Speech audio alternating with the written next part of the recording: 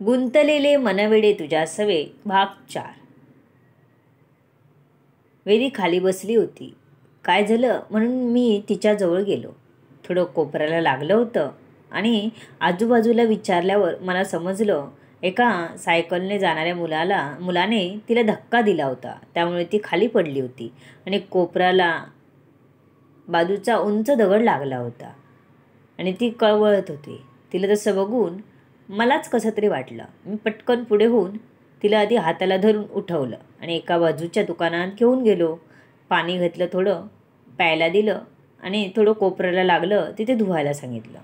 डोळ्यात पाणी होतं, पण मी सांगत होतो तसं करत होती. मी तिला म्हणालो, चल घरी जाऊ, बाबा तुला डॉक्टरकडे घेऊन जातील. ती शांतपणे म्हणाली, डॉक्टरकडे जायची गरज नाही, होईल हळूहळू बरं, तू जा, मी येईन सावकाश. वेदी अजूनही पहिल्यासारखी बोलत नव्हती. मला काय करावं कळत नव्हतं. ही एवढं लागलंय तरी मला पुढे जायला सांगते, एवढा ॲटिट्यूड का दाखवते. मीही शांतपणे काही न बोलता तिच्यासोबत चालत राहिलो. कारण मी जर पुढे निघून गेलो असतो तर मलाच ओरडा बसला असता. आई बाबा दोघंही बोलले असते की तिला लागलं असताना तू का तिला सोडून आलास. त्यांना काय सांगणार होतो. ही अति आगाऊ मुलगीने मला पुढे यायला सांगितलं म्हणून. वरून शांत होतो, आतमध्ये नुसता धुवा उडत होता. वाटत होतं एक ओढून द्यावी कानाखाली, दिवसा तारे चमकले की येईल थाऱ्यावर डोकं. पण हतबल एका मुलीवर हात उचलू शकत नाही म्हणून काहीच करू शकलो नाही. राग आतल्या आत गिळत मी तिच्या सोबतीने चालत होतो. कदाचित तिला झोंबलं असावं. तिचा असा आवाज अधूनमधून येत होता. वेदा, पाणी आहे का, वेदीने विचारला. आहे, पण एकदम थोडं आहे, म्हणून तुला बाजूच्या दुकानात घेऊन गेलो ग मगाशी. काय झालं, मी विचारलं. पाणी प्यायला हवं आहे, वेदी म्हणाली. मी तिच्याकडे बघितलं तर मगाशी छोटा वाटणारा घाव आता मोठा वाटत होता आणि त्यातून रक्त येत होतं. तिला रक्त बघून त्रास होत होता. वेदांग, मला रक्त बघून चक्कर येते, वेदी म्हणाली. मी बॉटलमधलं पाणी तिला प्यायला दिलं आणि जवळच एका दगडावर हाताला धरून बसवलं. बसवताना लक्षात आलं बहुतेक ही चांगलीच घाबरली, नाहीतर हात धरायला दिला नसता. आणि तिला म्हणालो, आता थोडंच आहे, लवकर घरी जाऊ, हाताकडे बघत राहू नकोस, मी म्हणालो. ती थोडा वेळ बसून मग निघाली घरी जायला. मी तिच्याबरोबर चालत होतो. तिच्याकडे एकदा बघितलं, नजर मिळवली नाहीत माझ्याशी. घरी पोचलो. बाबा दरवाजाबाहेर उभे होते. त्याने वेदीला पाहिलं. तिला लगेचच विचारलं, अगं काय झालं हाताला. मामा, एका सायकलवरून जाणाऱ्या मुलाचा धक्का लागला. मी खाली पडली तर रस्त्याचा बाजूचा दगड लागला हाताला, वेदी डोळ्यात पाणी आणून सांगत होते. बाबा लगेच पुढे आले. तिला पकडून आत घेतलं आणि जखमेवर हळद लावली. ती झोंबल्यावर जोरात ओरडली, आई गो. वेदी, बाळा, थोडं झोंबणार पण रक्त थांबेल म्हणून लावली आहे, आपण डॉक्टरकडे जाऊ, बाबा बोलले. तिच्या डोळ्यात पाणी जमा झालं होतं. एवढंच म्हणाले. बाबांनी मला आवाटात रिक्षा आणायला पाठवलं. मी रिक्षा घेऊन आलो तसे बाबा आणि वेदी डॉक्टरकडे गेले. औषध गोळ्या घेऊन आले. बरं वाटत होतं तिला, चेहऱ्यावरूनच कळत होतं. मग मी विषय काढला. बाबा, ही एवढं लागलं तरी मला पुढे जायला सांगत होती आणि नंतर चक्कर येते, पाणी दे करत होती. आणि मी खरंच पुढे आलो असतो तरी पडली नसती काही चक्कर येऊन. कशाला करायला पाहिजे होतं एवढं, मी म्हणालो. जाऊ देत रे, काय छोट्या छोट्या गोष्टीवरून वाद घालतो. लागले तिला, नको बडबड करत राहू, आराम करू दे तिला, बाबा म्हणाले. काय, मला त्यांच्या त्या वाक्याचा राग आला होता. मी बोलणारच होतो तर बाबा मध्येच म्हणाले, मी बोलतो तिच्याशी, तू शांत राहा, बाबा बोलले. माझा एकूण अवतार बघून बाबा बोलले होते. मला आता त्यांचाही राग आला होता. म्हणजे तिची चूक असूनही तिला पाठीशी घालतात. लागलं होतं म्हणून मीही काय बोललो नाही तिला. पण आता बरी आहे ना, तरीही तिला सूट, जाऊ दे, आता यांना काय बोलायचंच नाही. मी फुटफुटत तिथून निघून गेलो. दुसऱ्या दिवशी काही वेदी शाळेत गेली नाही. मी एकटाच शाळेत गेलो. विचार करत होतो, काय असेल प्रॉब्लेम या मुलीला, का असं वागत असेल? पहिल्यापासून अशीच असेल काही? विक्षिप्त आहे ही. 9वीची वार्षिक परीक्षा जवळ आली होती. अभ्यासावर लक्ष केंद्रित केला. वेदीही परीक्षेच्या तयारीला लागली होती.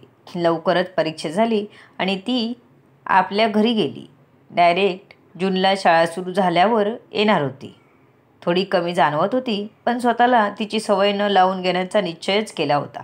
त्यामुळे फरक पाडून घेतला नाही. माझं 10वीचं वर्ष होतं. बाबांनी जबरदस्ती क्लासला घातलं. माझं शेड्यूल सुट्टीत बिझी झालं. 2 वेळा क्लास, रिव्हिजन यात दिवस जायचा. संध्याकाळी थोडा वेळ खेळलो की दमायला व्हायचं. कसा दिवस जात होता येत होता कळत नव्हतं. मी जोमाने अभ्यासाला लागलो. वेदीचा मला विसरच पडला होता. पण जून 14 तारीखला हजर बया. यावेळी आनंद व्हायचा सोडून मला अवघडलेपण आलं. का आलेही असा माझा चेहरा होता. आत्या आलेली सोडायला. आत्यांशी मी बोललो व हिच्याकडे न बघता अंगणात आलो. विचार करत होतो, ही नव्हती तर किती सुरळीत चालू होतं. मस्त खात होतो, मित्रांसोबत मस्ती करत होतो. ही आवडली अशी वाटू लागली काय, आणि सगळं गणितच बिघडलं. 7:30 मागे लागली. आई जेव्हा हाक मारायला आली तेव्हाच तंद्रीतून बाहेर आलो आणि घरात आलो. आत्या त्या दिवशी राहिल्या, दुसऱ्या दिवशी निघून गेल्या. वेदीने विचारलं, क्लास लावलाय काय? हो, मी म्हणालो. शाळा सुरू झाल्यावर पण जाणार का कंटिन्यू? वेदीने विचारलं. हो, मी म्हणालो. असा काय बोलतोस माझ्याशी? वेदीने विचारलं. म्हणजे? मी बोललो. अरे हो किंवा नाही असं फक्त उत्तर देतोस म्हणून बोलली. वेदी म्हणाली. तुझं काय, आता बोलशील, नंतर म्हणशील 4 हात लांबच राहा. वाईट वाटण्यापेक्षा आधीच 4 हात लांब राहतोय. खरं तर मी तिची टर उडवत होतो.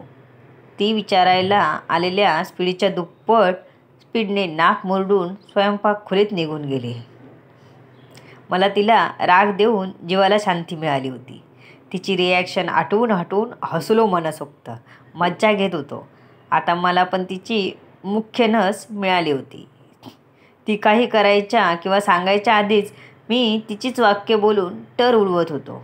बऱ्यापैकी तिच्या त्या तिरसट स्वभावाची मज्जा घ्यायला शिकलो होतो आणि 10वीचा अभ्यासही मन लावून करत होतो. बाबांनी क्लास लावला होता, त्यामुळे मला अभ्यास करणं भाग होतं. टक्केवारी कमी करून चालणार नव्हती. याआधी क्लास नव्हता, त्यामुळे जास्त टक्के नसले तरी चालायचे. उलट बाबांना अभिमान की क्लासला नसून माझा मुलगा खूप हुशार. पहिला दुसरा नंबर असतोच. बघता बघता 10वीची परीक्षा झाली. बराचसा ताण कमी झाला. वेदीची परीक्षा बाकी होती. मला कुठेतरी बाहेर जायचं होतं. बाबांना मी माझा विचार बोललो. अरे पण वेदीची अजून परीक्षा व्हायची आहे ना, तिला एकटीला ठेवून तू कुठे जातोस फिरायला? बाबा म्हणाले. ती माझ्याशी काही जास्त बोलत नाही आणि माझी परीक्षा झाल्यामुळे मला घरात कंटाळा येईल. खूप दिवस झाले कुठेच बाहेर गेलो नाही. बाबा मला नाखुशीने चुलत काकांकडे मुंबईला पाठवायला तयार झाले. मी कुठेतरी जातोय याचा वेदीला काहीच थांगपत्ता नव्हता. आईला बाबा बोलले तेव्हा आधी नाहीच म्हणाली, पण समजावल्यावर मला पाठवायला तयार झाली. बाबांनी फोन लावून मला मुंबईला पाठवत असल्याचं सांगितलं. मला बॅग भरून ठेवायला सांगितली आणि एसटीची चौकशी करायला डेपोत गेले. एसटी सकाळची असल्याचं समजलं. बाबांनी मला लवकर उठायला सांगितलं. जेवताना वेदीलाही सांगितलं बाबांनी की उद्या वेदांत मुंबईला त्याच्या काकांकडे जातोय. तुझ्या परीक्षेला वेळ आहे ना, म्हणून तुला बोललो नाही. बाबांचं हे वाक्य ऐकून तिला धक्काच बसल्यासारखं केलं तिने. काय, वेदांत उद्या मुंबईला चाललाय? मग तिची चूक लक्षात आली. तिला की तिने जास्तच रिॲक्ट केलं आहे. म्हणजे मला आता सांगितलं ना म्हणून म्हणाले. कचबसं सावरत ती बोलली. ती पुढे काही बोलली नाही. सकाळीच जाईन उद्या मी 6 वाजता पोचायचं आहे. तुला उठायची काही गरज नाही. तसंही त्याचं तुझं काही पटत नाही. तू शांतीने अभ्यास तरी करशील. बाबा तिचा चेहरा बघत म्हणाले. तरीही ती काहीच बोलली नाही. जेवली आणि भांडी घासायला उभी राहिली. मी मग तिच्याकडे गेलो आणि तिला नेहमीप्रमाणे चिडवत म्हणालो, आता तुला 4 हात लांब राहा सांगायची गरज नाही. मी चाललो मज्जा करायला. तिकडे सगळेजण छान आहेत. खेळायला मज्जा येणार. तुझ्यासारखं नाही कोणी असणार तिथे, मी म्हणालो. आता मात्र तिच्या डोळ्यात थोडं पाणी साठलं. पण मी तिला विचारायची तसदी घेतली नाही. करायला जाईन होईल भलतंच. मला मुंबईला जायची घाई होती. मी खुशीत होतो. काकांची मुलं होती. मस्त खेळायला मिळणार होतं. मी कल्पना करतच झोपी गेलो. सकाळी 4:30ला बाबाने उठवलं. डोळे उघडत नव्हते, पण जायच्या खुशीने उठलो आणि लगेच ब्रश करायला, आंघोळ करायला गेलो.